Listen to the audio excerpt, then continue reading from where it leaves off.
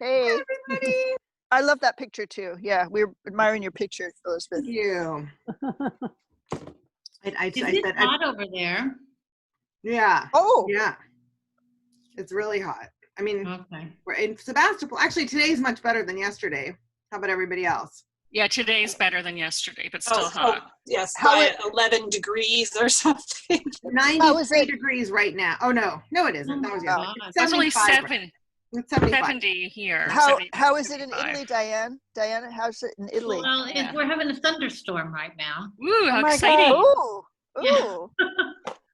It's nighttime. It's 9 o'clock, so we're having Oh, right. a thunderstorm. Yeah, I love nighttime rain. it's nice. I just hope it doesn't knock out the internet connection. Oh, yeah, right. Oh, no. Let me just say the date. It is Thursday, the 28th of May, 2020. And we are talking about weather.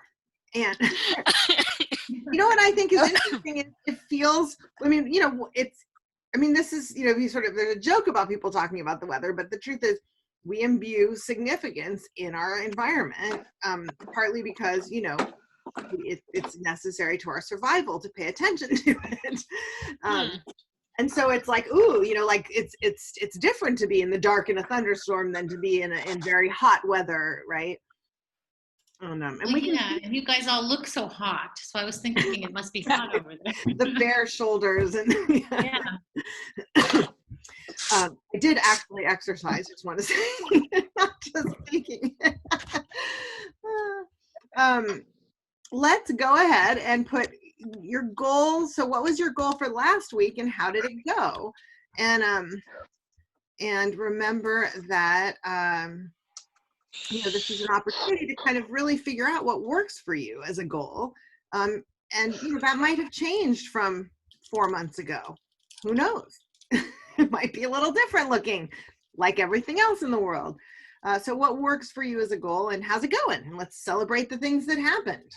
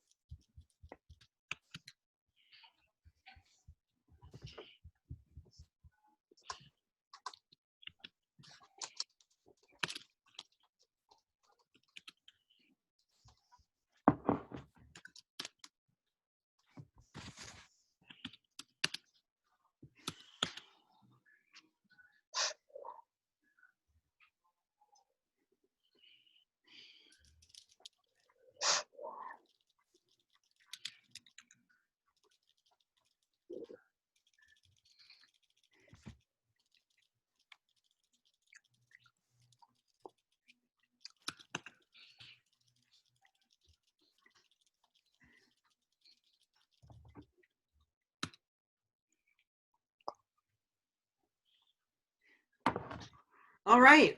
Cindy Sima Ivy did not meet her goal for the week, but worked on other stuff. So she's not unhappy. That is the attitude. As long as you're doing it, it may not look like what you thought, but you just keep trucking. Debbie wanted to finish up a lot of big things. That didn't happen, but she did write every day and is slowly crossing things off her big to-do list. So same thing. And she's telling someone to get out of here. I'm in writing class right now. And Cindy Beatty, I think my goal is to work on my new book at least 5 days out of the week, which I did. Yay! I've been using my book in a year workbook and it's saving my life. Fantastic. That is very exciting. What's a book in a year workbook? So Angie and I teach a class called Book in a Year, and it has book in a year workbook. I was thinking craft exercises. class. Yeah. Got it. Okay. In fact, yeah. I've been in your class called Book in a Year. Yes, there you go. That's what it is. Okay. There you go. I was like, In fact, quick question. I noticed that the videos aren't up anymore. Do you take them down after a while? No. They should be up all. Wait. Oh, you mean you aren't in this year? I'm not in this year. So Angie made all new videos, and but the curriculum, you get it for the year that you're in it. I got it. Okay. Ever, but got it. Okay. So let's see here. We do have a podcast about it. Like you can go back and find a podcast episode of Angie talking about it. Yeah, so there's, if you want like different refreshers then. Okay. Okay, let's see. Goals out the window. Says Carolyn, who is iGirl 6 now. We're just gonna call you iGirl 6. Okay. Yeah. Yeah. I'm on my phones now. That's your your cyborg name, right? Yeah, it is. It's my iPhone name. It's my name for my phone. Ah, got it. It makes me want to sing the song "My Girl," but with iGirl. Yeah. Perfect. Yeah. Okay, moving along. Carolyn's goal. Wait, you didn't read mine. I'm reading it right now. You interrupted I'm sorry. me. Oh, okay. Sorry. I think you said Helen. Carolyn's goals went out the window when her computer crashed on Saturday. Okay, everybody, back it up right now. This happens like regularly as a reminder to us. Yes. Yeah. Just found out yesterday that all files were recovered. Yay! Yay. Picking up the computer today. You're like, oh, baby. Yes. That's we'll back up from now on. It's good to have a little panic vacation from your work. Yeah. Shake it up. Yeah. If it turns out well, as long as it turns out okay. Exactly. Yeah. All right, Diana says, I forgot my goal, so I think that means I didn't do it. Not necessarily. Had a hard time focusing this week, so I read a lot. Well, that's a fantastic and necessary thing to do. And if you weren't reading, you would feel like, why am I not reading? So now you are. So embrace it. It's very important. I mean, whenever people ask writers, like on podcasts, what advice do you have? About 60% of the time, the advice is read, right? Because it's the most important thing. So awesome. Okay, Catherine Marshall Smith showing up on the Catherine popped into a meeting I was having with some writers yesterday at noon. And I was like, and I was all baffled too, because it's like, quarantine brain, right? Exactly. I forgot to start class. Well, that's okay. I thought this was week 6, so I was looking for the where is the handout? Yeah. So we could just crash your other classes in the same link? I've developed a flip chart that I set up the day before. Today is Thursday. Unless you forget to flip it. And then and then you go, wow. Yeah. Exactly. Anyway, I did well. I'm happy. I revised 1,600 words, and I've written scenes that were really stymieing me, and I couldn't get around it. And finally, I just had to say, just write it. Just write it, and it worked out. So yay! Yeah. So that's it. It's like anything else. It's like cleaning the closets. You just have to do it, and that was what Shannon did. Which is heroic. Oh my God. I'm like, that's amazing. Now you can do anything. Oh gosh, anything that requires patience and tolerance for tedium. Well, much of life does, doesn't it? It does. Well, congratulations. Thank you. That's great. And now you're waiting to hear from an editor and. Yes, but I have a clean workspace for when I hear back. Have you gone to do any short story writing at all? No. I mean, I could have. Well, but I didn't. Bunch of other stuff happening, but I just sometimes that's fun. Well, I really tried, but my novel is so in my head. I just didn't want to put anything else in there, and I apparently have a small head, and my son is exactly a head shorter than me, and he weighs 80 pounds less than me. So we decided my head must weigh 80 pounds. Clearly. But apparently having a big head is not a great thing necessarily. Anyway, that's great. I love it. Stick with your book and wait for it to boomerang back to you. Yeah. Good. Felicia says, I'm working hard to shape my internet story. Awesome, Felicia. Yeah, I'm just gonna stay with that and say less, because as you guys, those of you who have been with me for years knows how quickly this can fade. So I'm gonna keep going. Good. Thank you. That's fantastic. Thank you. Privately, Pat has let me know that she is writing. So I'm sharing that with the world, because yay. Lisa Meltzer-Penn says, amazingly, I still haven't caught on that we report back on our goals from the week before. It would help for me to write down my goal for myself, not just in the chat.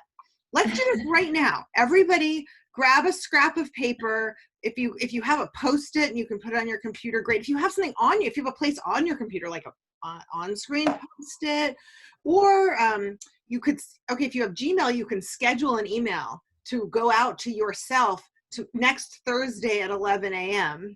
Pacific time.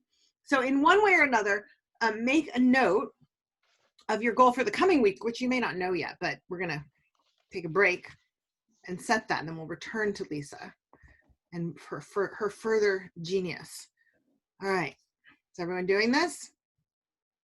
Or alternately, you can have no goal or an unforgettable goal. Those are your alternatives. Okay. How many people have done this? You have made a note, physical note. All right. How many people are working on it right now? How many people are like, you can't tell me what to do, you're just a screen? Done. Okay. Back to Lisa. All right. I reworked a chapter of my memoir. Fantastic. Got some of it right. That's amazing. And some of it not sure yet. Critique group will tell. I've been sending agent query letters for my manuscript. Oh, you know, that's great. And Jody Brett Kelly was asking me, and I just, in case I haven't said it lately, there's a website called Agent Query. Is that what it's called? Let me just, Agent Query. Query tracker? Query tracker, that's it. Agent Query, agentquery.com. It's called agentquery.com, and if you go to it, there's a menu for writers, and the third item in that little menu at the top is how to write a query. And they have a really good, I mean, it's just been there for years, but they have a really good little lesson on it, like just free right there. So that's agentquery.com. I'm not saying there's not other places doing it and whatever, but that's useful, perhaps. Okay. And falling in love with some of the agents I research, only to know that it will probably be unrequited and I will never hear from them. But I'll put it out there anyway. Yeah. And it's like, you know, it's like a marriage. You just need one. Just need that Exactly. one right one. They don't all need to fall in love with you. In fact, it would be overwhelming if they did. Yes, I don't want them all to fall in love with me. Yeah. Just Well, you know. one. But some of them, it's like, oh, it should be perfect. But I'll that's probably wonderful. never hear. And Put that in the letter, you know, because it's so much better than like, dear wrong name, you know, I'm throwing all my manuscript at everybody I can think of, and you know, we're on a list. well, I've been customizing all of them, but I mean, I'm not going to say I've fallen in love with you. That would be a little creepy. Oh, right. Hey, I love these authors. You know, your comments about this struck a chord with me because of this. It's a way actually you can actually brag about your book, but you're not seeming. You know, you're just saying, you know, you're really talking about what they're doing. That's a good idea. Thank you. Yeah. Never to hear video recorded a couple of short stories for California Writers. Wow.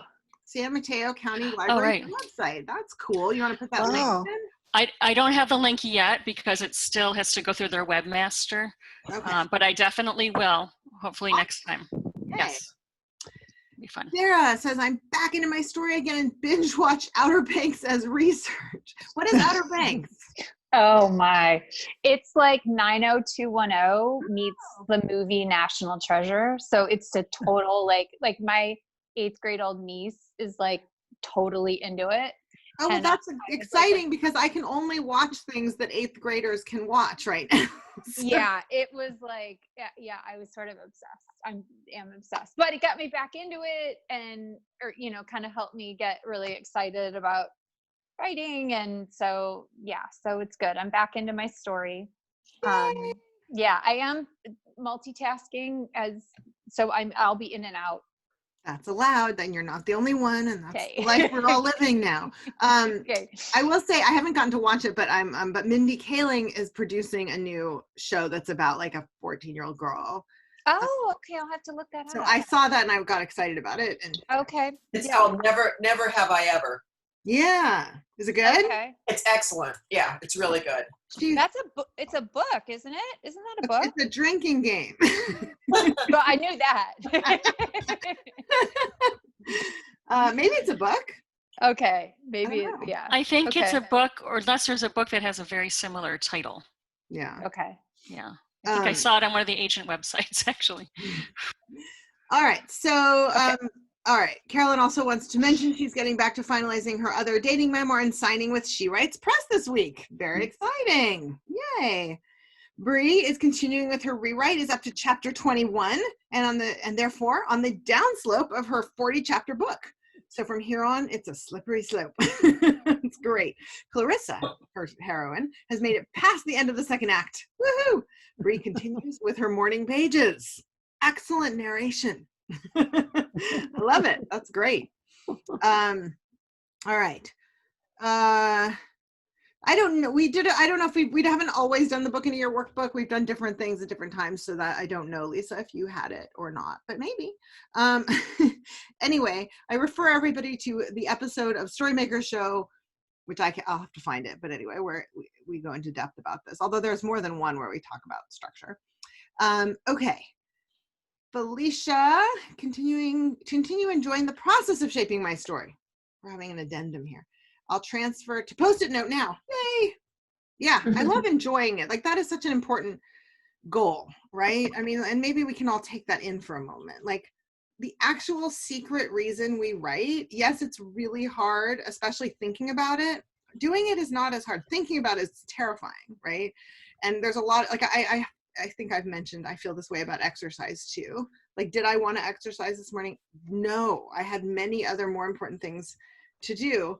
But anyway, so writing like exercise, easy to dread, but really we do it because we love it. And it's good to see if we can remember the enjoyment part. There you go. Tap into your reader self too, right? Because that's where you fell in love with this whole thing, this whole business, was reading and thinking, oh, wow, this must be so fun to do, because it's so fun to be a reader. It's got to be even more fun to be a writer. Because you're inventing story, or you're remembering story and shaping it. So awesome. Okay. Okay. The only reason I can't watch things that are inappropriate for 8th graders is because I fall asleep before them now. So it's, and I know we're moving into a phase where they want to have nothing to do with me, but that's been a little bit like, for sure, like there's a little problem with that right now because they don't have anybody else besides us. So anyway, all right, we are going to talk about dialogue, and then we're going to write it, and then we're going to have our characters talk about stuff.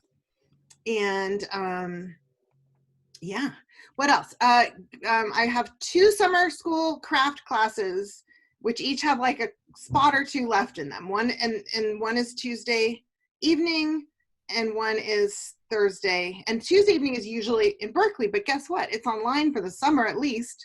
So so there's some room in that. And then this class is going to keep going. And I'm going to do a 6-week intensive. And what I'm probably going to do is do some extra work on scene, so that like I'll give you an extra prompt. We're not going to have the in-between week exercises, but I'll give you an extra prompt for like a whole scene, which you can then do. And I'm even sort of toying around with maybe having people who want to pair up and exchange scenes with people in between, in the week between. So you like have this prompt, you write a scene, and you trade it with somebody.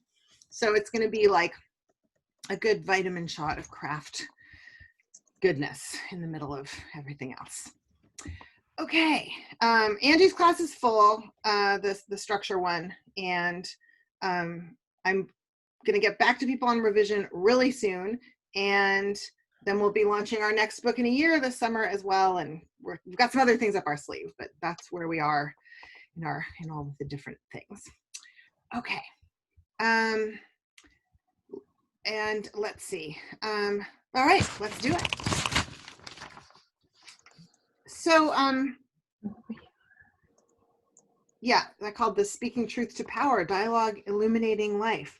It's also going to just, it's about dialogue. And one of the most important things about dialogue is that it is not just the words people say to each other. So what else is dialogue? You can unmute yourself or put it in the chat. What else is dialogue besides the words people speak aloud to each other? Yeah, Pat. I built my career on this. It's the subtext. So that's definitely everything has a subtext. Yes. So it's and how would you define subtext? It is what is unspoken but meant, and yet can be a little elusive. It can be actually blatantly clear, somewhere in the middle, but it's always there. Yeah, I'm going to do a class on subtext soon because it's such a great thing, and we'll see. Of course, it's exactly the crucial thing here. So I'm sure we'll see it, and I'm glad you brought it up so we can think about it. One of the things that has surprised me over the years in writing, in reading, in books and stories, is how close to the surface subtext often is, right? That and sometimes when we're speaking, and we don't always know, right? When we're complaining about something, we don't always know it's not really that, right? It's this underlying thing, but it's often very easy, as you said, not always, but for someone else to see what the underlying issue is. And in books, it often is. And I think I've talked about this. My favorite example is from Puffy Chair by the Duplass brothers. It's this little indie film they made early on. And the one brother and his he's in this horrible relationship, and the two brothers are traveling across the country to give their father this chair for his birthday. And this one brother's in a horrible relationship, and his girlfriend decides to come along. And so they're driving in this van. And the other brother meets this woman, and they spend 3 hours together and decide to get married, and they're having a wedding ceremony. And the brother in the unhappy relationship is the officiant. And so he's sort of making their vows, and he's saying things like, do you promise not to crush his spirit and not to, belittle the things that matter to him? And it's become the wedding vows.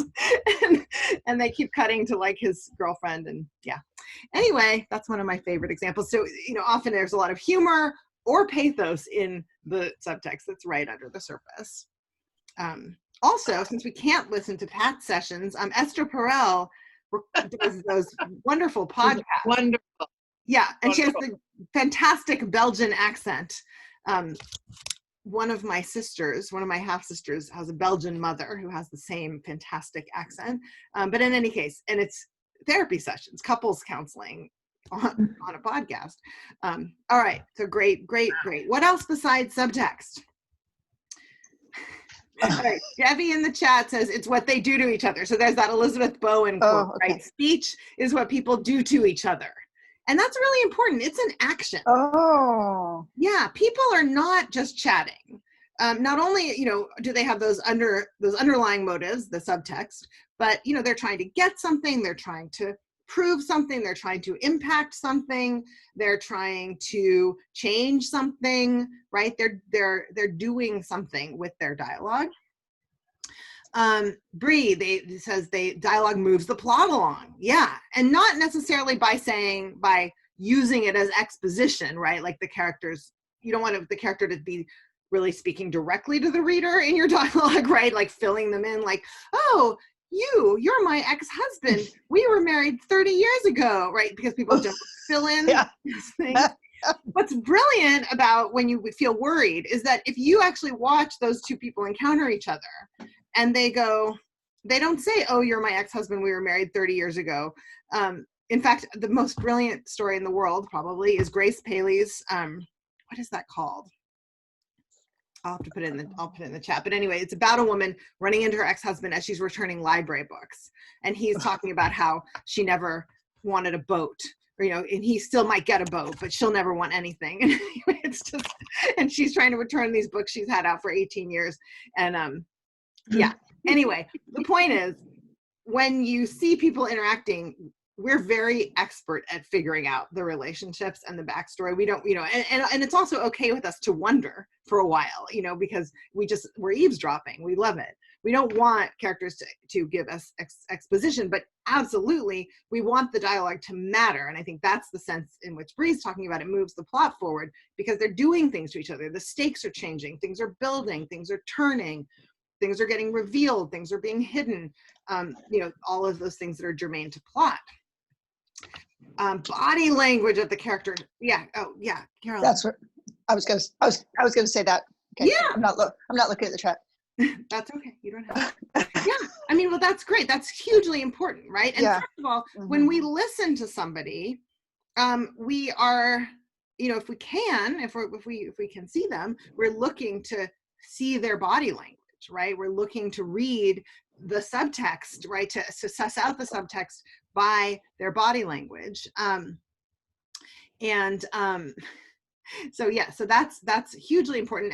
And I would add into there, so there's body language, which includes gestures and actions, right? Like whether it's crossing the room or punching a photograph, framed photograph, or or pouring the cream, right? Whatever it is, those actions. And then it's it's the body language of of like a rubbing the upper arms or crossing the legs, and it's also the facial expressions, right? And then we could even layer in there's tone, right? The tone, the volume, and the tone is so important. That's why email can be such a disaster, because we don't know how to read the tone, right? That's why we use exclamation. I know I try to heavily overuse exclamation points to kind of indicate tone, which you don't want to do in your narrative work. You want to use other more subtle tools than exclamation points, but for email, it can be very helpful. Well, that's what, emojis, right? I mean, we've kind of incorporated these things because if you just hear somebody say, I don't want to do that or whatever, it's can be very offensive. Well, or sure, that'd be great. Right? If you type that, sure, that'd be great, right? We're like, oh, good, we're all happy. And then 5 emails later, they blow up. And they go, I never wanted to do this. It was your idea. Yeah. So all of those things are dialogue. And then since we're talking about narrative on the page, there's some other stuff that comes into dialogue. So there's what people are saying, what they're meaning. How else do we get at what they're meaning or what else is going on? Yeah, Cindy. Oh, can you wait? We have to. Oh, did it? Oh, sorry. Dueling. I've been comparing the second example to. I'm reading Walter Mosley right now, and there are these little asides. So there's the dialogue, and then in a first-person narrator, there's an aside that changes the meaning completely of what was just said. And so you may not know why, but the aside is what? When a first person, it's almost like breaking the fourth wall. It's like you're getting something that the other person who's being spoken to is not getting. Right. So there's depending on how it's written, there's the interior thoughts, which can totally happen in third person. But I think you brought up something really interesting that I might not have even thought of, which is if it's a more storytelling manner of narration, it does feel like somebody talking directly to the narrator. So sometimes it really is somebody sort of saying, when it really began was then, here. And, they said blah, blah, blah. And I remember thinking, I didn't think this, blah, blah, blah. Right. So sometimes you do have a sense that it is that kind of breaking the fourth wall, talking to the camera voice. And sometimes, and this can be in first or third, it's just, we just get what the person is thinking. With the little less overt kind of audience participation, but same effect. Yeah. And this is really important because we don't say what we think. We say what we think will work with what, to get us what we want or what we need, or, what we want might be to cheer someone up or make them feel better, or, right. So it's not evil and manipulative necessarily. It's just human. Okay. So Yeah, and then how their physical body is reacting. Yeah, like there's the external gestures and actions and all that, but as Lisa pointed out in the chat, there's what it feels like, right? Like we have some that have become cliches, right? In the pit of my stomach, or my heart was pounding. That one's hard because the truth is, in those moments, when you remember a moment of like high adrenaline, your heart probably was pounding, right? So what do you do when that's happening to your character, and how do you express it in a way that hasn't been said 1,000 times before, but without kind of trying to not say it, like to dance around the human experience. So so exactly. So there's things that maybe someone else can't tell, but that are physical or physiological responses. So wow, great. That's all we're covering today. Okay. We're going to start short here. Actually, now that we've got all that in our back pocket, we're not even going to really use it for the first one. But we're going to start with, this was the memoir Heartberries. And this is a line that a mother says to a daughter. I'm going to read it and then I'll talk about it. "Men will never love you," she said once.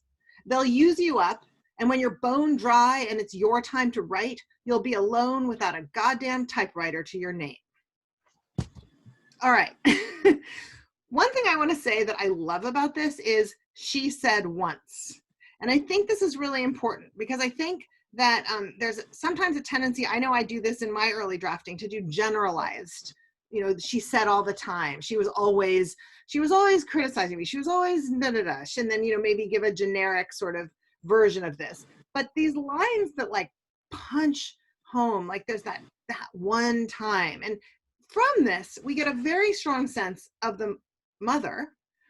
We don't believe that just because it says she said once, we don't believe that this was the only moment where she took a dip in her parenting, right? We kind of get a sense of who she is, even though she only said this thing once. And so that's one thing I think is just kind of an educational tidbit here.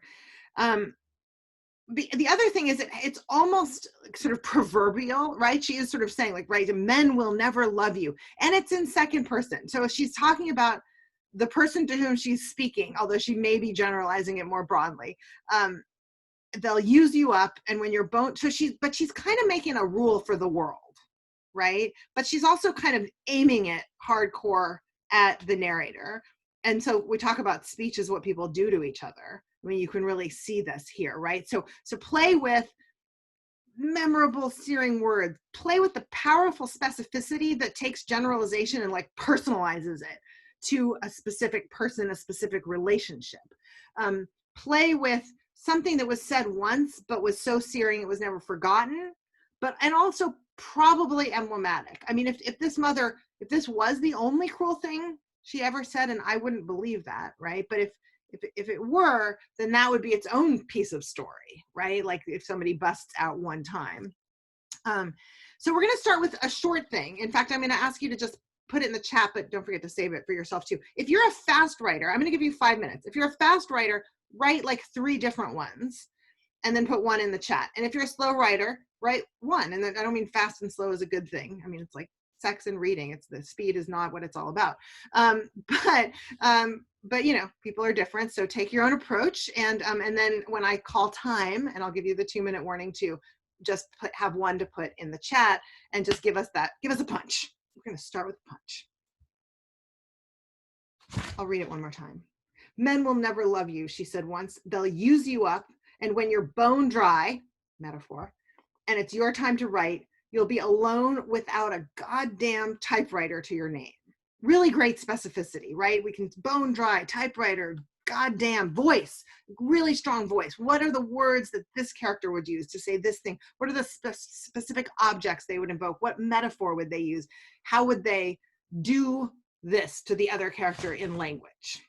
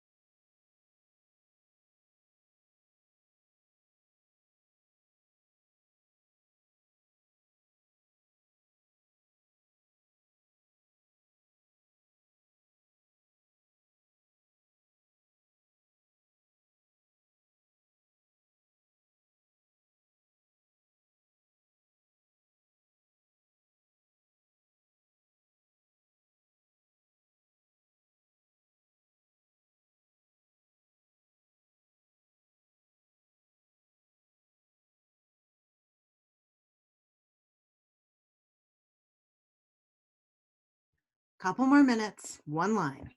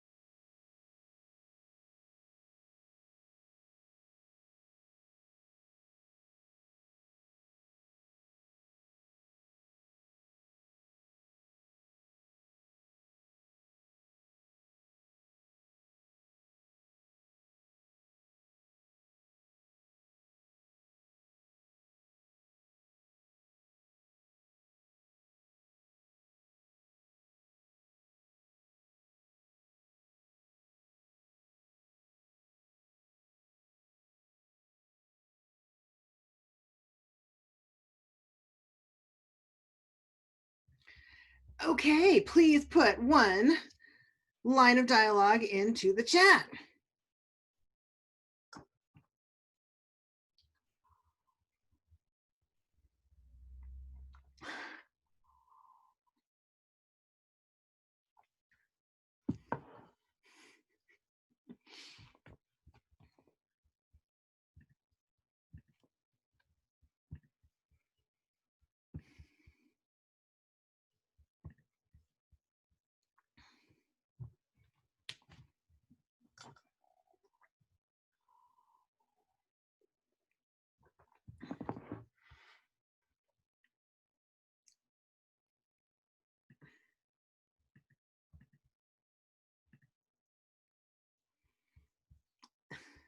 Okay.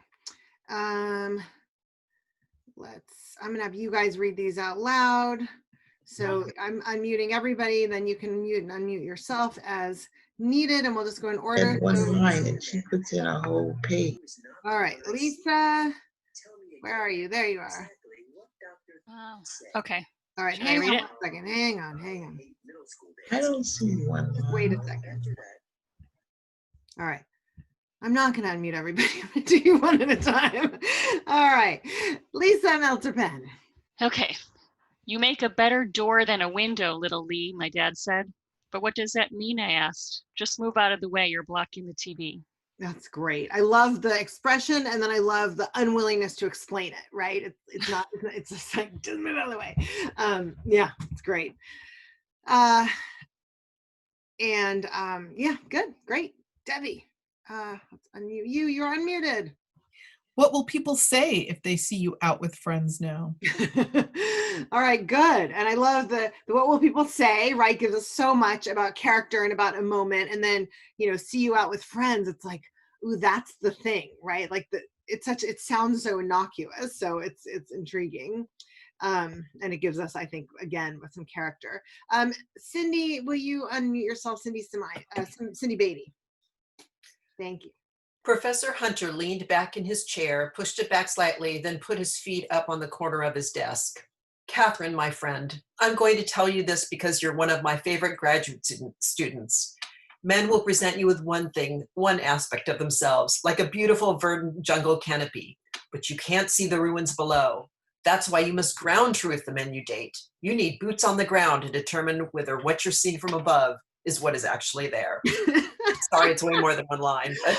That's a great sort of metaphor, right? It's, and it gives us, again, like we sort of talked about with metaphors and now metaphor and dialogue, it gives us so much of the character who's speaking, both the way he sees the world, but also the way he chooses to describe it.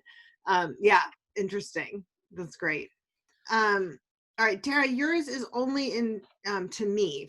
It just went only to me. So, but it's short. So why don't you just go ahead and read it? Okay. Do I need to unmute myself? I okay. muted you amazingly. Okay. Let me go in the other room because we've got Percy Jackson next to me here. Yeah, Okay. Yes, we have a lot of that in our house too. You use me and you know it. I'm not a stupid little girl. Yeah. Good. This is the accusation. And you can see in it, there's like the claiming of the self and the kind of saying saying how it is. And there's also in it, you can hear the desire for a reaction, right? To change the terms of the whole conversation, to change things. So that part where, dialogue is what people do to each other, or dialogue is something, it's an action. And I really feel that there. Yeah. Great. Thanks. Diana, you are unmuted. Okay. She smoothed her thin apron and sat down. Men are like streetcars, she said. One comes by every 5 minutes. That's great. I love the gesture, right? And even the thinness of the apron feels sort of significant. And then, and it's sort of funny because again, this is an expression, but I think in dialogue is the place where these really work. Like in a narrative, if the character is saying it to us, unless it's giving us the narrator really strongly, we might feel like, oh, but you're kind of resorting to something we might have heard before. But here, it's a specific. It gives us like a time and gives us the kind of era of the character, right? Like where she's from, her thinking, and this expression. Yeah, it's such a great one. Yeah, it's great. All right, Shannon, you are unmuted. Okay. There it is. What do you want to do? The doctor asked. I'm a lawyer, I said. You're the doctor. I don't know, he said. Oh, yeah. That's fantastic. And I love I'm a lawyer, you're the doctor, right? Like just let's get this straight here. Don't ask me. And then, I don't know is just never what you want to hear from your doctor. All right. There we go. I was like, sometimes I lose you. And Cindy, will you unmute yourself? Thank you. Yeah, I don't know what happened here, but I'll just read what I have because this is incomprehensible. 20 years, she said. That's almost as long as you were not married before. Her dad clanked the barbecue tools and put a huge slab of some sort of beef on the grill. Well, I guess that's just easier than trying all over. He stabbed the slab to move it to what she assumed was a more suitable area. I love him with the beef, right? Like, and the stabbing it and the huge slab and all of that. And then, yeah, it's kind of a response to the dialogue, right? Yeah, it's great. Sorry about the typing. That's all right. And kind of the life calculations, right? That's almost as long as you were not married, right? So just all the sort of life calculations people do, also really interesting. Bree. This is pre-dialogue. I don't know. I could not get to the dialogue, but because this is the writing group is going to meet again. So writing was everything and nothing. Everything when actively writing and nothing when not. Dormant. The death of a fellow writer had kidnapped Clarissa's creative thought. She was in the long hallway between writing group and opening that creative door to her thoughts. Oh, it's gorgeous. I love that as a passage. And we did spend the whole introductory part talking about what dialogue was other than spoken words. So there you go. Now all you have to do is have some line of dialogue just thrown in. You gotta talk. Yeah, but I love that. I love that the death of a fellow writer had kidnapped her creative thought. I love that metaphor, and I love the long hallway between the writing group and opening the creative door to her thoughts. It's just beautiful. Thank you. Thank you. Yeah. All right. Cindy's giving us a little bit more, but you did great. You performed it. All right, Catherine Marshall Smith. Okay, you asked me when I have felt most selfless. Never. Being your mother was the most narcissistic act I can imagine. Oh my God, I love that. That's a kind of amazing, generous thing to say, I think, right? It actually came out of my life. My 30-year-old daughter asked me that. Oh. Yeah, it was, but I'm still asking, why did you ask that? And she can't answer it. So, Well, she may be considering having children. yes, she's on the cusp, but Yeah, I that's why. Yeah, but I don't want to send the message that that's part of motherhood or a valuable thing. Selflessness? No. Well, I mean, I think, part of it is like people, it's like, so one time I'm in my exercise class, when we used to all get together in a room and do it. And, and everybody's complaining, like most of the people have kids and everybody's complaining like, about, cleaning and cooking dinner and nobody, whatever. And then our teacher says, oh, and Susan is due, next, like in 3 months or whatever, like, oh, Susan's, 4 months pregnant or something. And we all like go, oh, that's wonderful. It's just so, this is going to be fantastic. Right. And I think it's like that place between, yeah, this is such a great thing that's happening for you and everything else that people say. I mean, all the humor, all the quarantine humor, like, which I'm sitting and watching with my kids, is so much about like the challenges of children. Yeah. They're like, oh. Anyway, that line is fantastic. I mean, I think it's a great, and what a great thing to say to her. I hope, I was like walking down a tightrope. So anyway. Right. Okay. Well, well done. And that tightrope is, improving your ab strength. So there you go. It's not selfless, that tightrope. It's narcissistic. Okay. Did Felicia, are you here? Do we got Felicia? She's muted. Yeah. Hey, Felicia. Hey. Did you have one? Yeah. Do you want to read it out loud, or do you want to? Yeah. I'm a Glasgow man. I don't see color. You're a racist, she said. Wah? That's a racist thing to say. I'm not white, he said, as if white were two syllables moving away from the other. Backs turned in disgust. That's amazing. I love that. I love it. It's great. I love the idea of white as like two parts of a word that are turned against each other. Yeah. And his sound, the sound he makes. How did you write that? Oh, there it is. There it is. That's what I wanted to know. And I love the shift from you're a racist to that's a racist thing to say. I mean, it's just, again, it's like dialogue is this negotiation, right? It's like, what are people saying? What are they meaning? What's being heard? What's being given back? How, and that's a subtle adjustment to make, in order to sort of keep the conversation going, right? And then the white thing is really interesting too. So looking forward to reading more. Okay, did I miss anybody else? I think we're good. Oh, Carolyn, are you on a phone? I can't even unmute you. That's how that's how iGirl6 feels about this. Yeah. I'm on. I didn't like mine, and it's hard to put it into the chat. Oh well, we'll just read it out loud. Okay. I'm being rejected by lesbians once they find out I'm sleeping with a man, I tell my lesbian therapist. Why does it bother you? She said. Because the vision of lesbian feminism was always inclusive, to allow everyone to be who they were without regard to gender, and to support women becoming the women we want to be. They are so self-righteous about being pro-woman. Why can't they support a woman like me? Nice. I like it. It's the rant. Yeah. I actually think that's a great, like that moment when we're just like, you kind of hit a vein, right? And like that would be a great little try this at home. Like that, what is that moment when your character is like they hit a vein and they're just like this, right? This is why. Yeah. Great. Okay, thanks. All Thank right. you Did for I miss asking. anybody else? All right. Oh, What's going on? Did yours not in the chat either, Pat?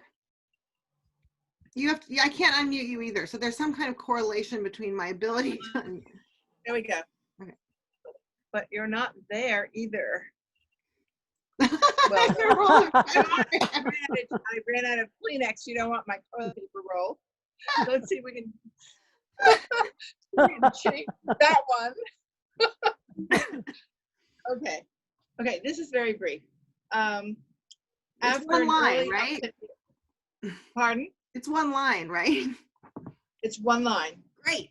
After an early upset years ago, my new husband said, quote, "I'll never leave you, however miserable I am." Oh, talk about a punch. You don't need more. Yeah, right. That's fantastic. I mean, that's really says something. It does. I love it. Yeah, fabulous. Great. All right. Good work, everybody. You are warmed up. You are on fire. Okay. So this is a little bit, the next two are a little bit long. Here we go. So this is from Writers and Lovers by Lily King. And what I will say with these is that, you know, we'll try to do a little bit of a longer write, you know, and see how it goes. But also, you may end up with the start of a scene, you know, a longer section, and then it may become a prompt that you can develop further. But this is great dialogue from Lily King. And I put, has anyone read this book, Writers and Lovers? Yeah. Did you like it? I liked aspects of it. Yeah, so I see yes, aspect. Yeah. Yes. It's on my TBR, so Right. I haven't quite got Somebody there. on Tuesday was like, you know, had been so in love with Euphoria that they wanted it to be Euphoria, which is a danger, you know. Euphoria is her previous book. But anyway, I really enjoyed it. Okay, so I kind of marked off some of the things that are happening here. So it starts with, so first of all, so the narrator is in her early 30s and her mother died about 6 months earlier. And a lot of the book is just the aftermath of that as she's dating different people and dealing with different things. And in this scene, she is speaking with the son of her boyfriend's, her boyfriend's son, her boyfriend's little kid. He has two little kids. Are they twins? Someone on Tuesday said they were twins, and I didn't remember that. They're not twins. They're not One's older. Yeah, one's older. Yeah. Yeah, that's what I thought. So is John the other kid, or? I think Jasper's the younger one. Yeah, so she's talking to Jasper, and then John is the other one, and then there's the dad who she's dating, who's a writer, and an older, more successful, you know, writer. She's a wannabe writer, and that's probably irrelevant. Anyway, she's talking to this kid, and his mother died when he was little, and he's still pretty little, and so everybody that she gets connected with in the book has some sort of hugely significant death. Like that's sort of all who she's drawn to. It's interesting. Anyway, so she's talking to Jasper, this little kid, and it opens with indirect dialogue. So indirect dialogue is not the verbatim words that are spoken, but instead kind of a summary of them. But you'll see that it's like all summary in strong prose, it's very specific, right? So it captures something very specific without taking the 10 pages it would take to walk us through this. We talk about popsicles and our favorite flavors and all the places he's swum in his life, and a rock John jumped off somewhere in a place that began with an M, where there were kittens under a porch. Which I love too, because that's so much how memory works, right? Like this is what the kid knows, like it's the place began with an M and there were kittens under a porch and John jumped off this rock, right? That's, so that's all, you know, we get a wonderful sense of the characters and of the conversation without, again, having gone through it blow by blow. Now we get an action. He's taken my hand and holds it like a map with two hands in front of his face, spreading out the fingers, then pushing them together. And the like a map metaphor really sets up what this scene is about, right? Because she's also lost her mother. And so she's sort of showing him the way a little bit here. And I think in doing so, she learns something she needs to know. So anyway, so the map metaphor is not accidental. And now we move into direct dialogue. I don't remember my mama, he says. You were only 2, right? I can't bear to say when she died. Uh-huh. I don't know if she was like you or completely different. If she was like Aunt Sue or completely different. Who was she like? She was probably like you. Me? She was probably curious and smart and silly in the best way. He brings my fingers up to his mouth and bounces them absently against his lips. So that's his response, right? His response is in action. He doesn't say anything. When my mother died, I sort of felt her inside me sometimes, I say, like I'd swallowed her. He laughs, swallowed her. And remember repetition, right? Like often people do this, a little mirroring repetition thing. I still have moments when I feel like that, when it feels like she's inside me and there's no difference between us, or that difference doesn't matter. He's listening, bouncing my fingers still. He doesn't say anything. I think it is all that love. All that love has to go somewhere. He gnaws a little on my pinky and he nods slowly. I think she loved me, he whispers to my knuckles.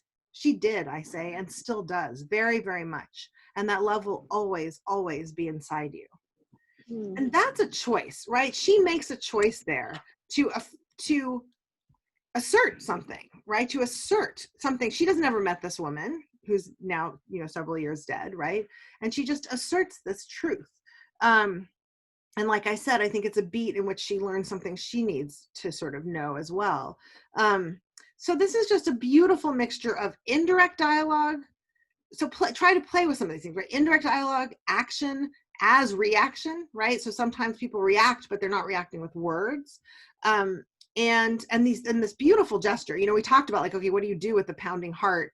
Like, what do? You find that specific gesture that it feels, that is real and human, but just gives us this particular character in this particular moment, in this particular conversation, right? This bouncing of her, fingers on his mouth and right, all of that, gnawing, right? Like gnawing a little on my pinky. I mean, it so gives us so much of the emotion of the scene. And this movement between action and dialogue, and the character taking risks in the dialogue too, making claims. I mean, we if dialogue is something we do, then we're not just kind of hedging our bets. I mean, sometimes we are. Sometimes we're hedging our bets. Sometimes we're tiptoeing around the truth.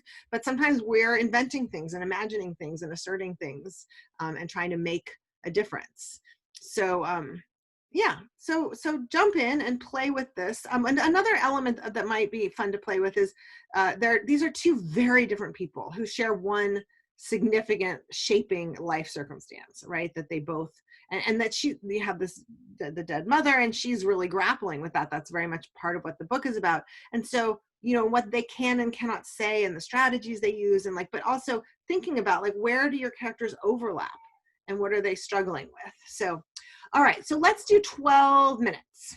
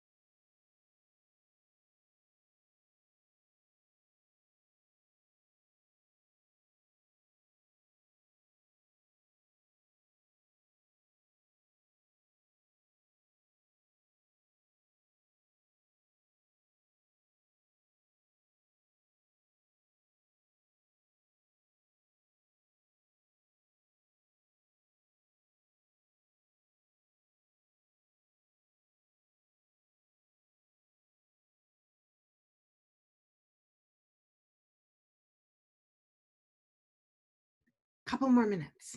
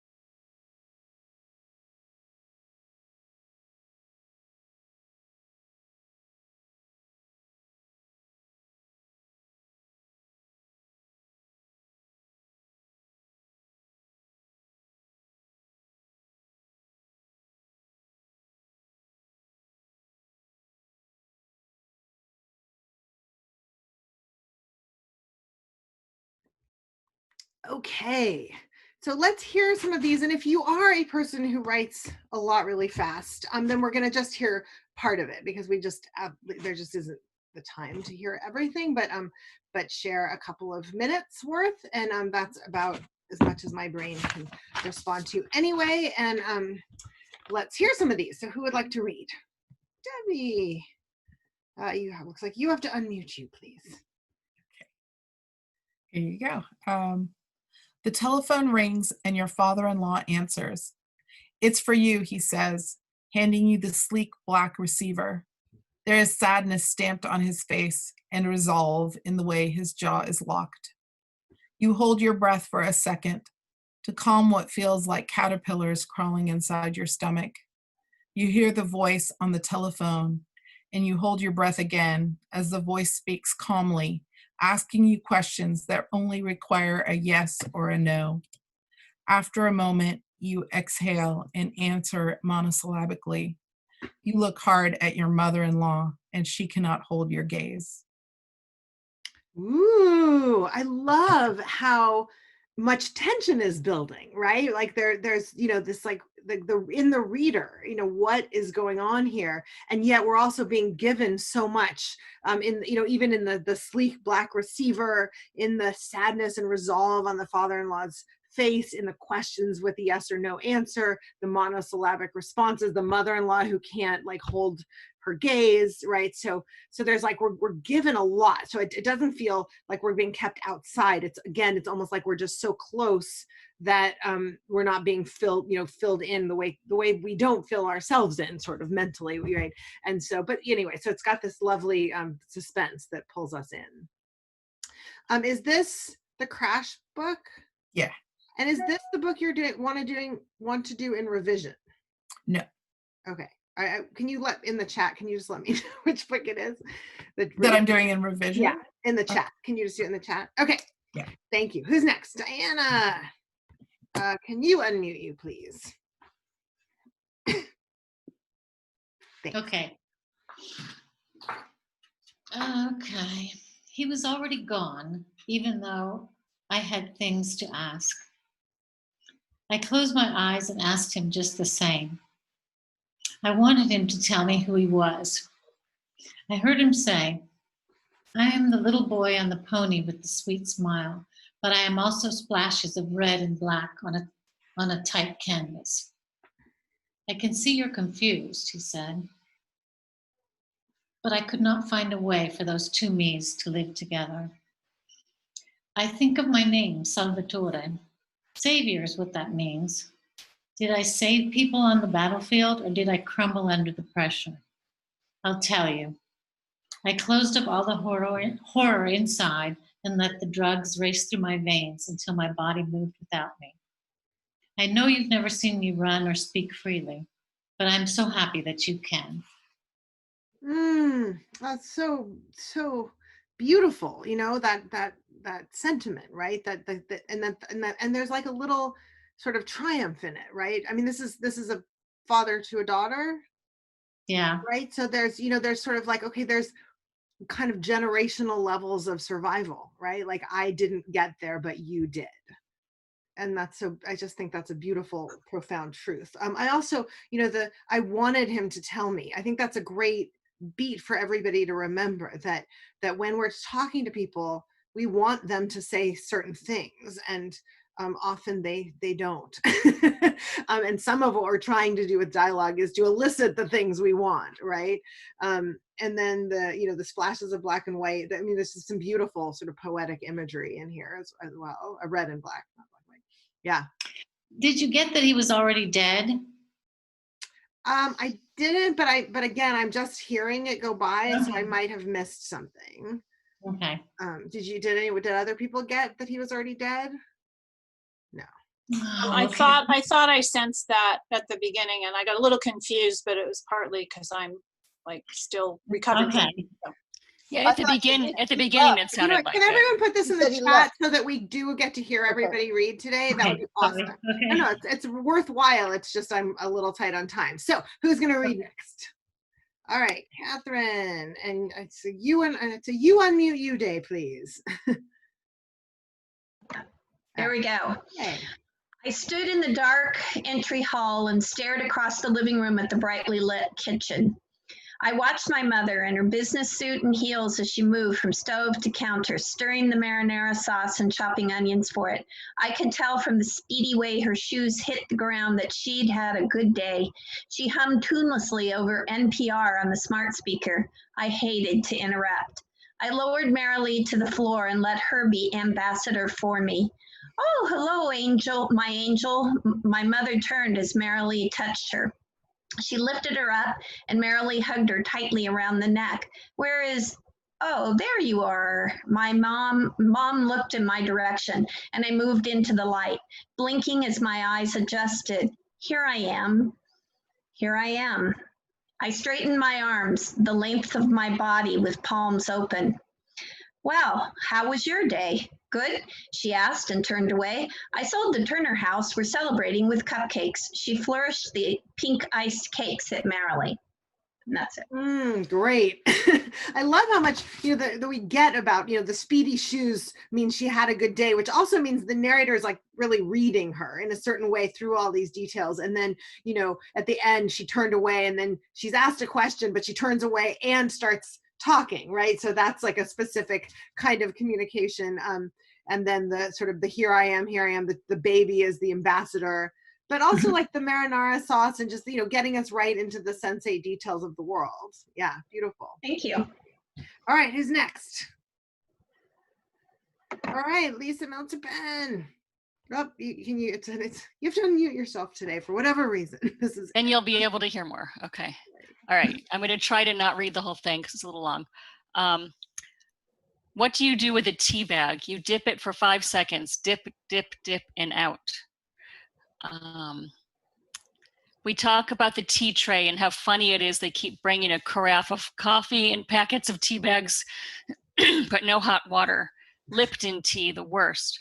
Creamers in a bowl that don't need refrigeration. The ingredients of a thing that can't be constituted without hot water.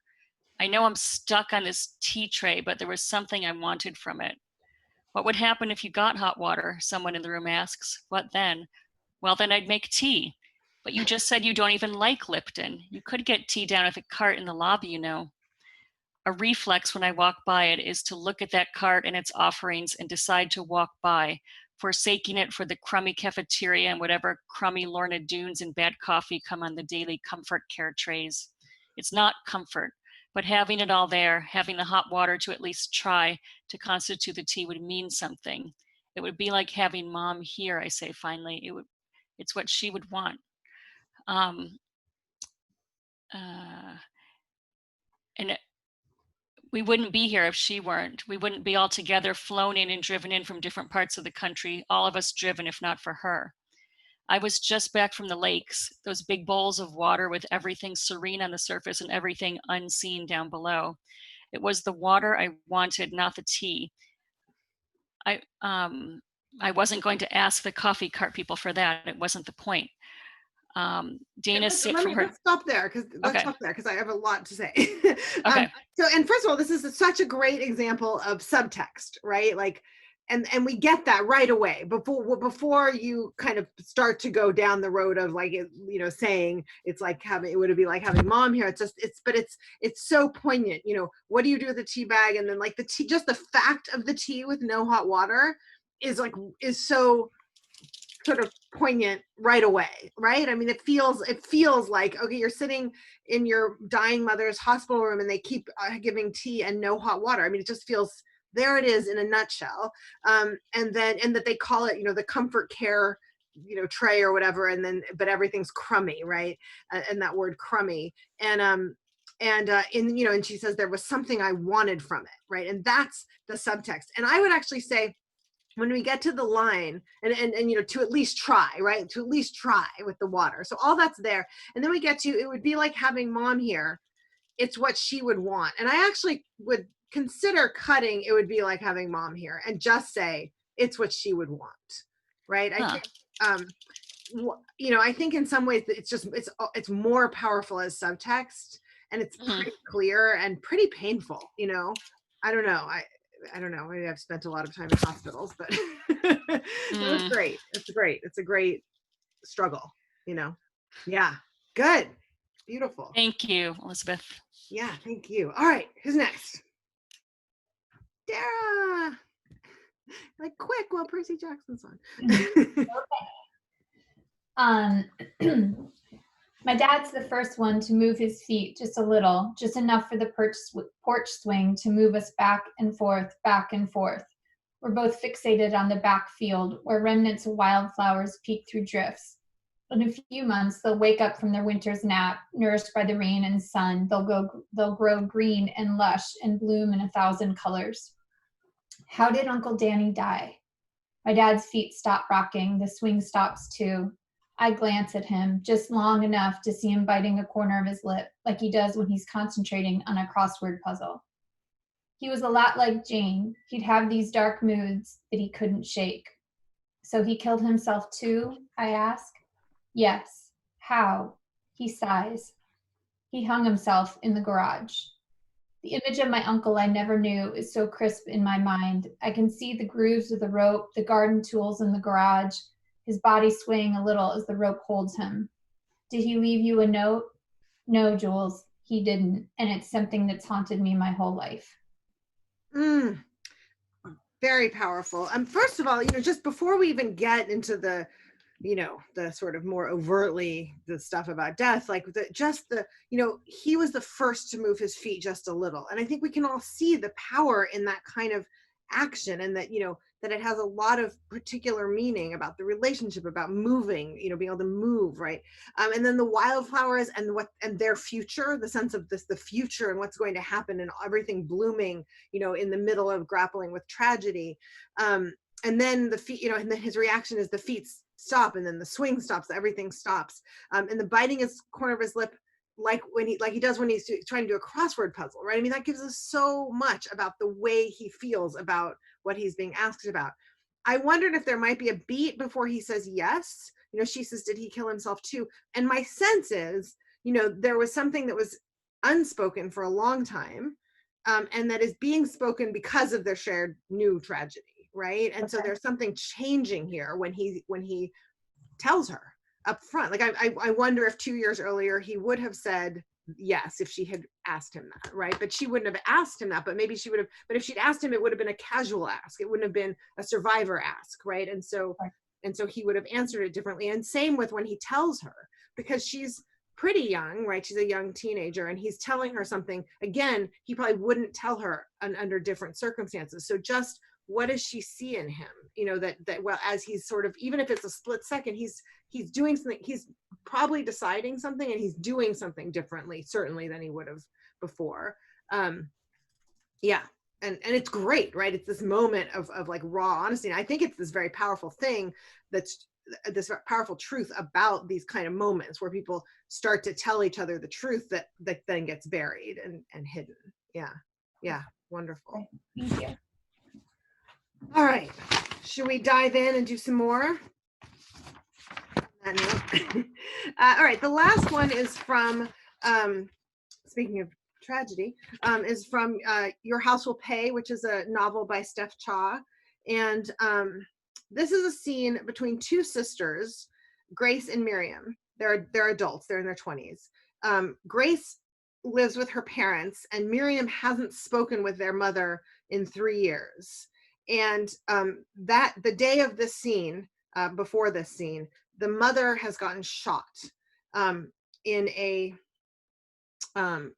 like a drive-by shooting, and Grace was with her. So Grace watched her mother get shot. And so this is a scene between Grace and Miriam that day, later that day. Shit, said Grace. She found her phone in her handbag, realized she hadn't checked it in hours. I had a date tonight. I forgot to cancel. Oh, that's right. Miriam kept close tabs on Grace's love life, and Grace had so little going on that she reported whenever she had a date. Her sister and mother weren't all that different when it came down to it. They both loved her enough to want things for her. It was only the things that were different. You stood up the Korean doctor, they're Korean American. Grace read through her messages. There were 8 of them, and the last 5 were long and angry. I stood up the Korean doctor, she said, blinking at the profanity. What? She gave Miriam the phone and watched her scowl. Frickin' inconsiderate cunt? Why frickin'? Grace shrugged, and Miriam handed her phone back. God, I think you really... She paused, her lips parted on the next word. You were going to say I dodged a bullet, said Grace. So the mother's in the hospital. She has survived this shooting. But anyway, you were going to say I dodged a bullet, said Grace. Miriam nodded, a grim smile on her face. Grace sighed. Well, that's 2 in one day. Jesus Christ, gracious. Miriam laughed, and it made Grace laugh. So that was still possible in this new world. Yeah. So as you see, I again marked things, you know, so she says shit as she remembers. She starts digging through her bag. She says, I had a date, I forgot to cancel. And then, you know, we get this tight little relevant backstory. Miriam kept close tabs. It's also about the tension between Miriam and her mother and the ways in which they're actually similar, but also different, right? So in this very pithy way, we get all of that, which is just good to remember. We don't need to like open out a scene or a fight or whatever. We just have this information that's useful. And in a way, it's like a discovery for Grace. They both loved her enough to want things for her. It was only the things that were different. And then she says, you stood up the Korean doctor. And then she's reading her messages. That's action. There were 8 of them. We get this, you know, the last were long and angry. She repeats it. Remember, we talked about the mirroring, the repetition, blinking at the profanity. We haven't been told there's profanity. We've been told they were long and angry, and then she's blinking at the profanity. And then Miriam says, what? And so she hands Miriam the phone. That's a response in action. And Miriam reads them aloud and is like, you know, why is this guy who's like willing to use the most vulgar language, like then also like backing off with Britishisms on other words, right? Grace shrugged, action. Miriam handed her phone back, action. And then, God, I think you really, and then she stops, right? And how we know she stops is she paused, her lips parted on the next word, and Grace guesses what she's going to say, which is also fun to play with, right? We often do know. We often can finish each other's sentences. Sometimes we do it and we're wrong. Miriam nodded, a grim smile on her face. Grace sighed, well, that's 2 in a day. And this moment of their laughing and her realizing that that was still possible to laugh, even though her mother has been shot and is in the hospital, it gives us, I think, again, a real profound human moment. So let's do a 10-minute, just continue to play with dialogue and the way that it mixes action as response, humor maybe in unexpected places, you know, realizations, right? That we want, what dialogue is doing doing things to people with speech. Well, what's happening to people as this dialogue is taking place? How is it changing them? How are they realizing things? Okay, so let's dive in.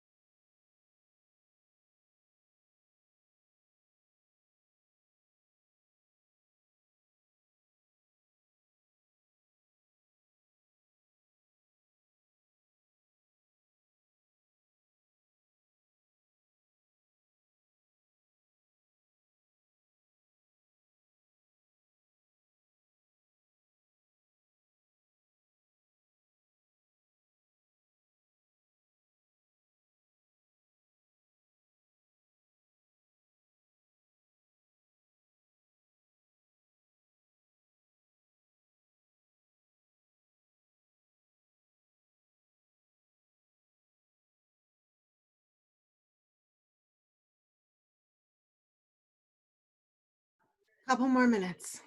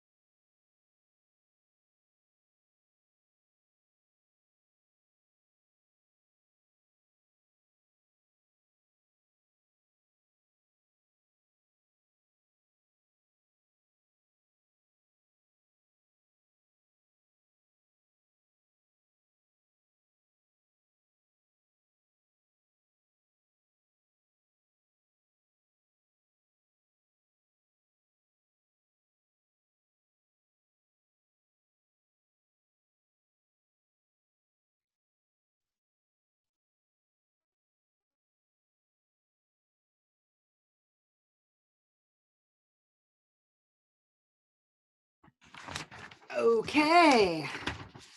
Here's my piece of paper. Uh-oh.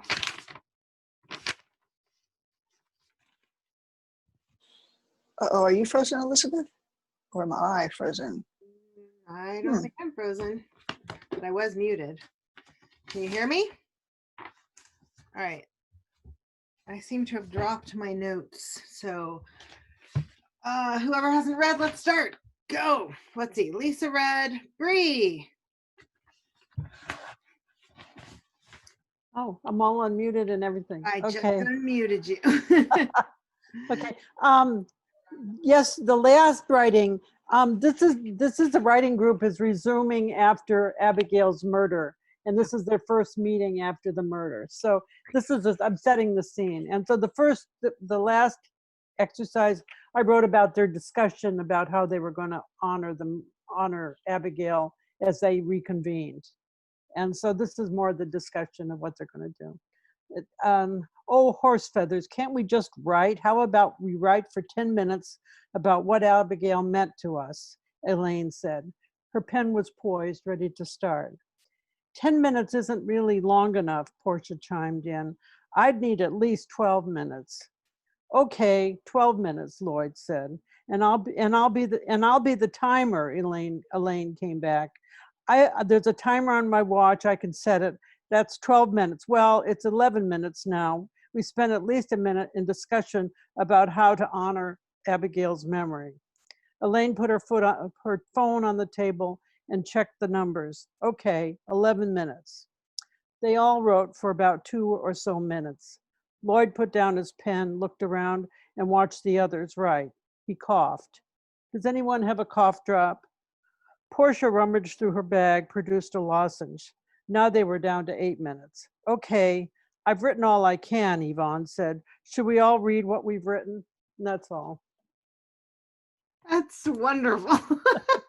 I can't imagine a group of unruly writers like that. But I loved all the negotiation, the pen poised, the 12 minutes, the 11, the timer. I mean, all the negotiation is wonderful. And it kind of, again, I think we can see in the scene the whole sort of embodiment of kind of even grief rituals and not knowing how to do things and not knowing how to agree on, right? Like all of this has this kind of resonance and this wonderful humor. Yeah, great.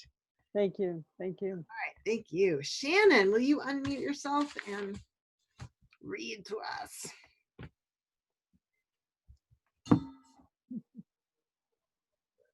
Okay.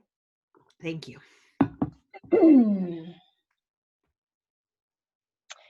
Today's the day, I think, as I approach the restroom reserved for company executives. It's not a restroom that I'm entitled to use, but the hallway is empty. I slip through the door and step close to the full-length mirror, checking my skirt for wrinkles, leaning in to see my face, afraid of mascara crumbs or a lipsticked tooth. But my reflection is elusive, wavy. When I close my right eye, my face disappears. When I close my left eye, my face returns, but distorted, like pebbles at the edge of a sunny shore, shape-shifted by lapping water. Shit, I whisper, no. I scrunch my eyes as though they are fists. Open them. I had missed too much work already. Andy's wedding, the trip to say goodbye to my mother, a second trip to bury her. It was midnight when last night's twice delayed flight landed in Savannah. I don't remember ever having been so exhausted, but I can't miss this meeting, my presentation. You need to go, the woman in the mirror says. Call the doctor. My eyes are more important than the launch of another new sports drink. I can't miss this presentation, I tell my reflection. Your boss will understand, she argues. Right, I whisper. We don't have time for this. Great. I love this scene. First of all, just the today's the day, and then she's like going into toward the restroom, right? So there's this kind of already this unexpected moment there, and then kind of the revelation, the physical revelation of this vision event, and first looking for mascara crumbs and lipstick tooth, which I loved, and then just the description of it, the face returns but distorted. I mean, all of that is great. And then I've missed too much work already, and I love the list of things, right? Because it's very matter of fact. It's just about the work she's missed, but it gives us so much. It's like Andy's wedding, the trip to say goodbye to my mother, the trip to bury her, right? And it's just the juxtaposition of the sort of matter-of-fact tone, which makes sense for the character in this moment, and yet the kind of actual events that are being described, it's sort of a wonderful and a little bit humorous moment about humanity. And then I love, the woman in the mirror, right? Like talking to the woman in the mirror, and this dilemma of like, what's the most important thing to do right now, is great. I really felt the struggle. Yeah, wonderful. Great, thank you. All right, so I have the Cindy's now. Sima Ivy first, because that's the order that you're in on my screen. I'm just moving down, guys. We're just gonna read everybody who didn't read, as you might know from my long habits. All right, go Cindy. Okay. He was crossing the street toward her, shifting from leg to leg awkwardly like a man with a bad back. Disability retirement from the force, wasn't it? Marilyn couldn't remember. Heard you had some trouble the other night. It sounded more eagerly anticipatory than sympathetic. Hal had to catch his breath, his belly heaving with each inhalation. She did not move toward him on the sidewalk and instead tried to execute a quick turn of the rolling bin so she could escape behind the gate. Nothing much really, someone going after my recycling, I think. Still moving toward the gate, Marilyn was not going to give him satisfaction. The man was a bigot, spoiling for an excuse to go after someone. Hal kept walking up her driveway, closing in on her. A prowler's no small thing. You should get yourself a gun. She glared at him as if he were an errant sixth grade boy. She's a retired teacher. No effect. He continued, I can take you to the range and give you a few pointers. Clearly itching for some sort of confrontation. Or was this his version of flirtation? Hal Kundert was a wounded man. Sometimes losing a wife had that effect, Marilyn thought to herself. They were the most dangerous men of all. Great, what a great line. I love, shifting we just get the body language right away, and she's sort of evaluating him, and she knows he's like a man with a bad back, and she has some information about it, but she's trying to figure it out. That he sounds more sort of eager and anticipatory than sympathetic is a great observation.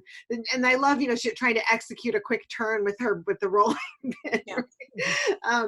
And then he's closing in on her, right? Just by the language, we sort of get the way that she feels about it, and then her strategy of glaring at him like an errant sixth grade boy. That's a strategy she would use as a teacher, right? And it's trying to sort of shift the terms of it. And then the question of is he flirting, and the great observation about the man without a wife. So fabulous. All right, Cindy. Next, Cindy. But I can't chaperone the alumni tour, Catherine said. I have research to do here, deadlines. Professor Hunter smiled as though he were indulging a small child.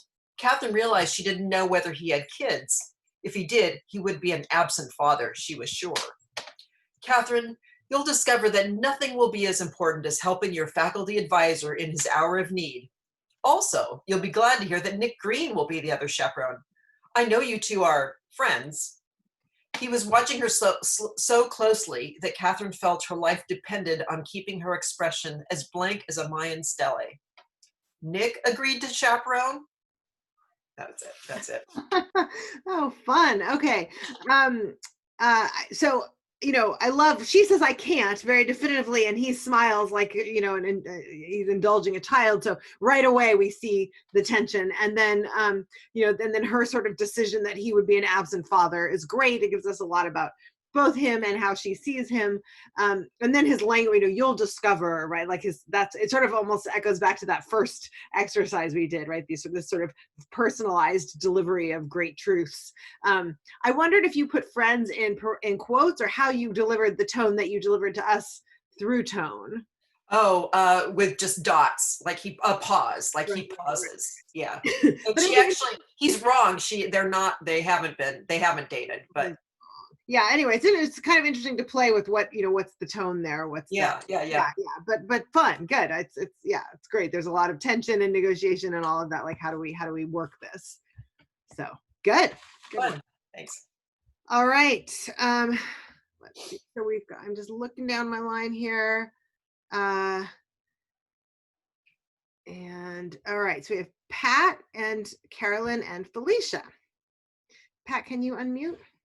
I certainly can, and I just did. Hang on one second.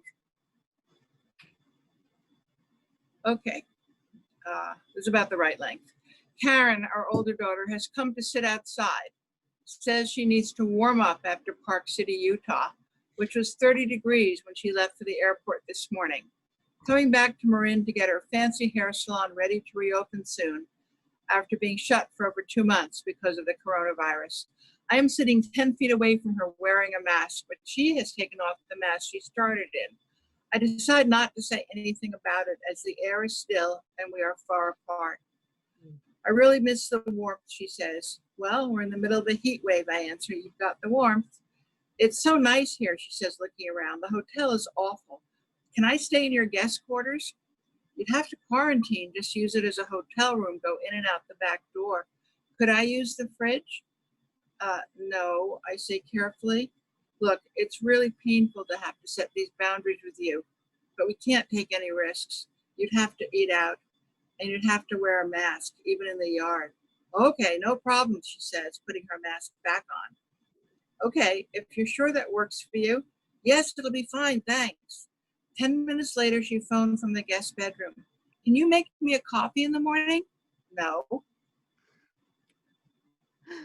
Oh my gosh, this is so of the moment. I have to say, I wonder a year from now, if people will understand it all in the same way, right? Like you might have to narrate it differently, certainly 10 years from now. You know what I mean? That just the politics of the mask, not being on. And anyway, and it starts with indirect dialogue. I just want to point out that. And then the no, I kind of really was curious about her just bodily reaction to no, because no is something, it's a particular challenging thing to say to somebody. It is. It depends on tone a lot. Yeah, but then also I just wanted to see the reaction to it. Like what is Well, she was on the phone is the problem. I could have changed that whole thing, and she could have done it in person. I thought you were in the back. But she's on the phone, so it had to be tone. No, this was before the coffee. This was before. There was a no before the coffee.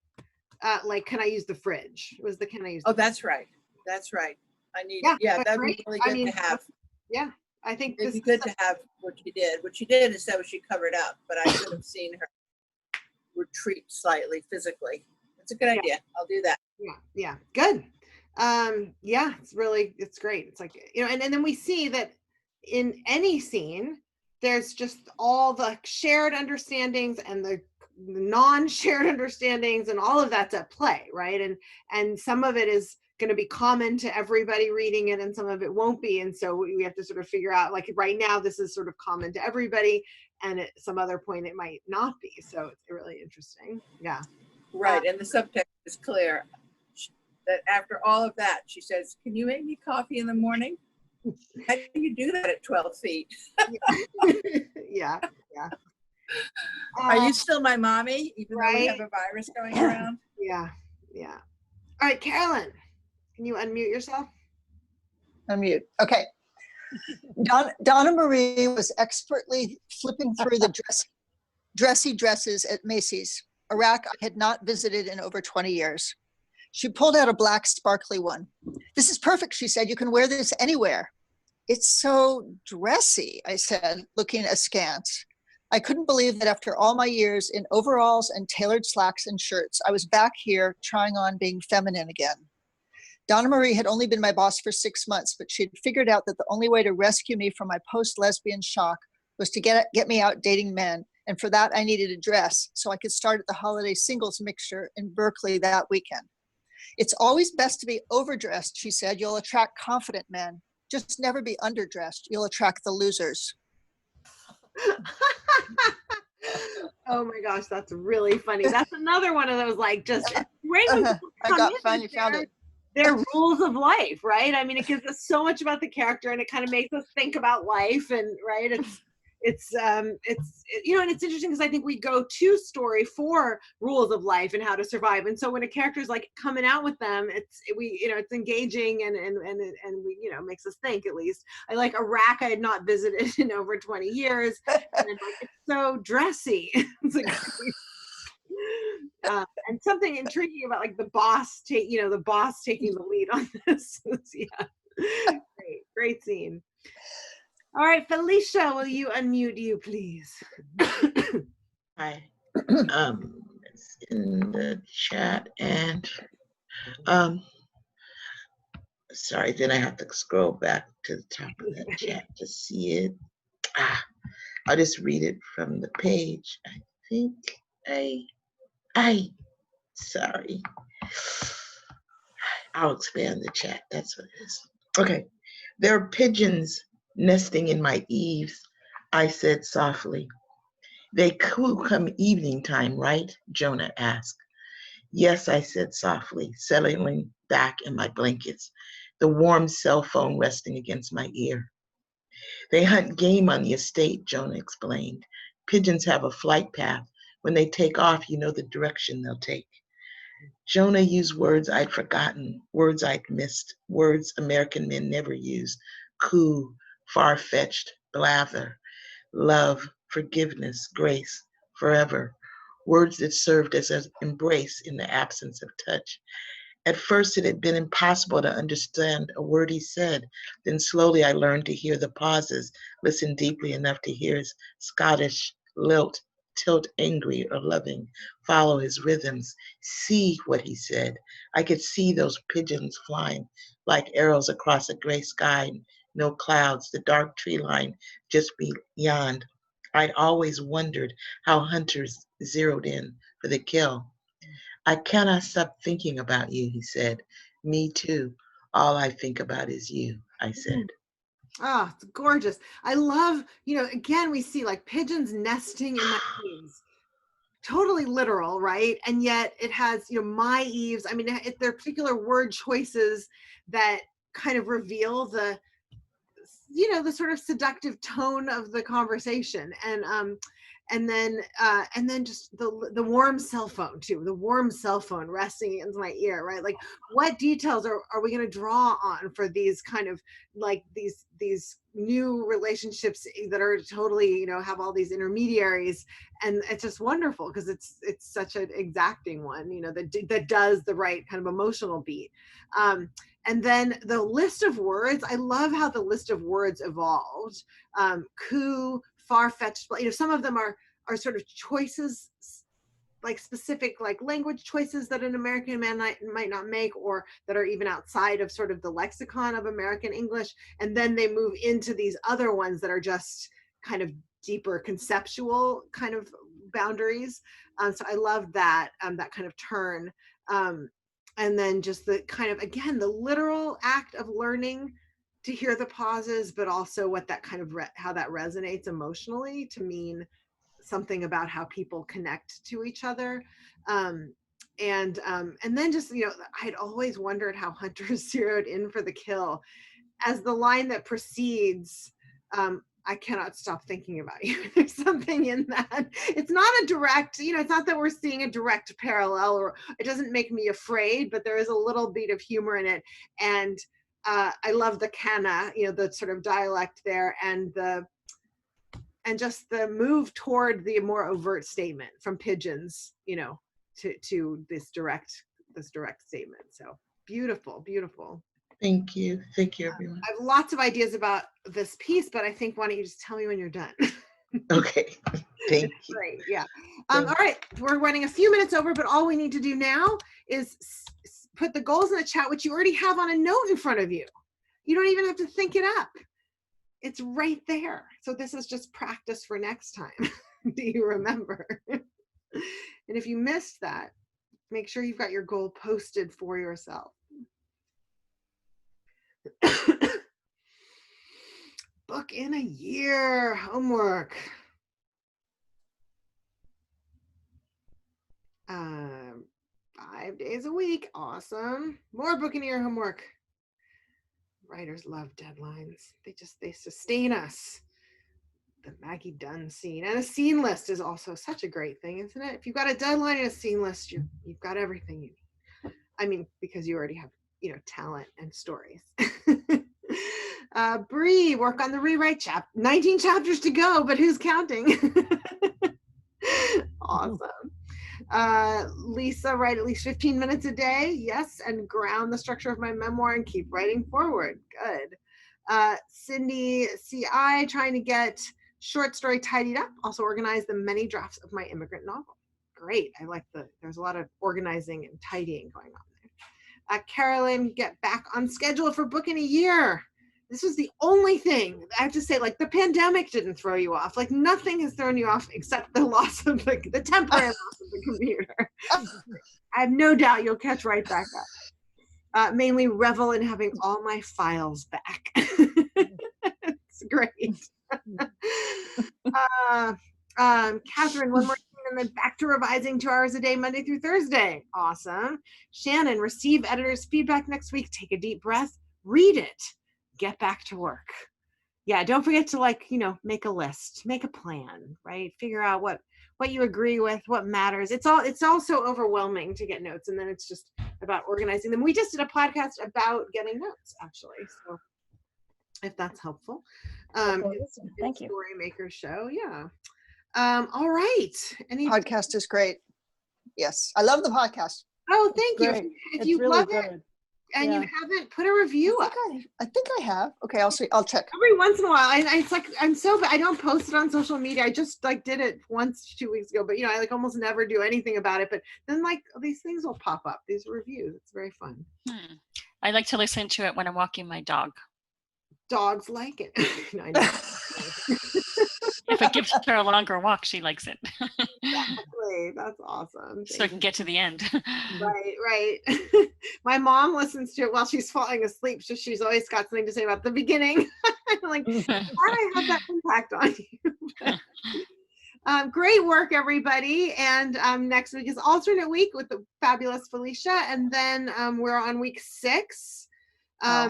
And then, like I said, I'm doing summer school, summer session, not summer school, summer adventure. We have like Summer Odyssey with craft class. If you haven't signed up and you want to, grab one of those last couple spots. And more coming soon. Have a great week.